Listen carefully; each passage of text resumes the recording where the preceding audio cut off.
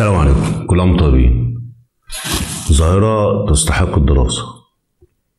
نقولها ازاي؟ هنحاول بقى كده نبسطها. في بعض الصراعات الأسرية بتلاقي كل بيت فيه مشاحنات وبطريقته معينة. من المفترض ان بعد مرور العمر والزمن في العلاقة الأسرية ان خلاص كل واحد فيهم هرس التاني، فهم التاني، فهم طباع التاني. انما تفاجأ بعد حياة كبيرة جدا ان محدش فيهم فاهم حاجة من التاني. هي حياة أسرية بمعنى كلمة حياة أسرية، يعني زوج وزوجة وعياله واسمها حياة أسرية وخلاص. بنحاول ايه؟ الناس بتحاول تعيش. طالما الدنيا ماشية فخلاص هي الدنيا حلوة. يحصل بقى صراعات داخلية، يحصل مشاكل، يحصل أي حاجة، طالما بتعدي فالدنيا فير يعني زي ما بيقولوا. إنما تفاجأ إن في حد عايز يثبت نفسه على التاني. من المفترض إن في قائد بيت تقريبا لما يقول ده صح وده غلط، المفروض إن هو يبقى صح وغلط. هو شايف كده عشان هو اللي هيتحاسب عن الأسرة دي. انما في بعض الناس انت ما تفرضش عليا ان انا اسمع رايك، ومن هنا بتبدا الصراعات بقى والمشاكل. بمعنى انت ممكن تيجي توضح امر ما لحد عندك في البيت زي ما احنا قلنا قبل كده، هو مش عاجبه الموضوع. انت شاغل دماغك ليه؟ انا شايف ان هو صح من وجهه نظر، انا شايف ان هو صح من وجهه نظر. وجهه نظرك دي تحتفظ بها لنفسك. كل واحد فيهم عايز يكسب التاني. الكرامة ناقحة عليه. عيب انه يقول للتاني معلش. لغة الاعتذار معناها اساسات نجاح اي اسرة. في حاجة اسمها واحد له كرامة بينه وبين مراته، ولا هي لها كرامة، يعني انا معرفش. داخل حدود البيت الموضوع كل ده ملوش لازمة. خارج حدود البيت في الاحترامات اللي المفروض عليه واللي المفروض عليه. ليه هو يتحاسب عن الناس كلها؟ عشان هم بينطقوا باسمه، هم ملزمين منه. فبتيجي بعض الصراعات تلاقي العنطزة خدت حد فيهم، الاسلوب حتى في الحوار مش كويس، وتبدأ من هنا تتفاقم المشاكل.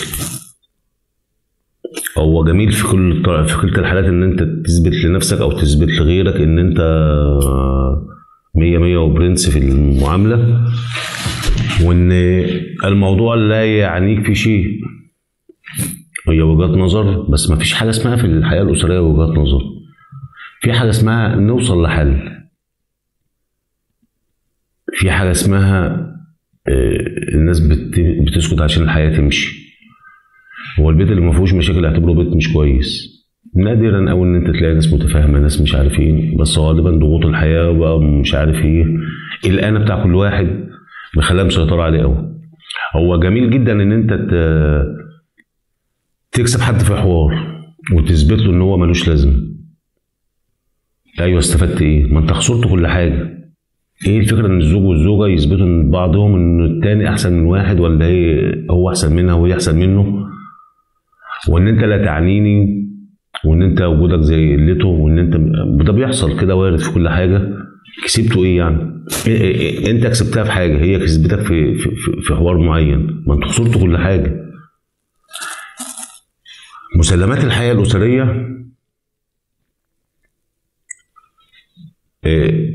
حته ان انت تخش في صراع مع مراتك، او هي تخش في الصراع، ولا انت تخش في صراع مع جوزك، ما كله على حساب البيت نفسه. بتثبتوا لمين ان انتوا صح؟ للناس بره.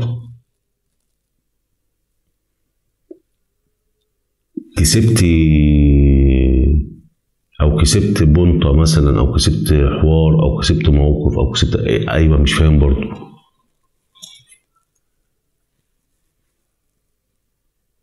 هو عيب ان حد فيكم يروح يعتذر للتاني؟ بس هي موضوع الأنا بقى، موضوع ان في حاجه اسمها اصول. هنقول ممكن معلش هو راجل عنده ظروف حياه وضغوط حياه ومش ملزم يقول ومش ملزم يعمل، وهو كفايه انه بيوفر مصاريف البيت مش عارف ايه وحاجات زي كده كتير، وعنده مشاكل خارجيه مشاكل داخليه مش عارف ايه، ممكن ما بيقولش ممكن ما بيتكلمش، مش عايز يشتك اي حد في اي حاجه، وكل مكتفي بمشاكله لنفسه. مش عيب ان انت تقدمي ده، انت بتحافظ على بيتك على فكره. هو ممكن الراجل كرامته، عارفين احنا يعني العصبيه بتاع الراجل، ايه المانع ده؟ احنا بنقول ما فيش بين الواحد والواحده كسبتي بس خسرت كتير. انت كسبتي موقف بس خسرت كتير، لا اكسبي موقف بموقف. ما فيش حاجه اسمها كرامه ليا عند جوزي، بيحصل تغضب يروح يجيبها يقول لك لا لازم نعمل لها كرامه. ايوه كرامتي ايه؟ مش فاهم. ما هترجع وهتنام معاه وهيشطبوا وهيستحموا وهيقعدوا ويضحكوا وكل حاجه، ايه فين الكرامه بقى؟ انا مش فاهم. طب ما ناخدها من قصرها والدنيا تتحل وخلاص. ما ناخدها من قصرها وتحلوا مشاكلكم بينكم وبين بعض. ما ناخدها من قصرها ونعتبر ان المشكله بتحصل حاله وبتخلص بعد كده. ايه المشكله ان احنا نقبل العتاب؟ ايه المشكله ان احنا نقبل النصح؟ ايه لازمتها تحجير الدماغ؟ انا مش فاهمها برضه.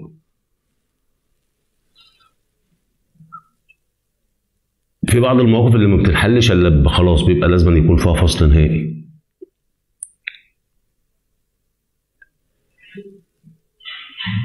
الطبيعي ان عشان الراجل هو مسؤول عن البيت خلاص ما يقول، بس فيها يقول ازاي ويمشي كلامه عليا، ما يوجعش دماغي ليه؟ وهي نفس القصه، هي تقول هي تشور عليا. ما هو في حته الشور ديت في الحاجه اللي تخدم الحياه الاسريه، انت تاخد رايها هي تاخد رايك، بس انت اللي شايفه صح هتعمله في الاخر.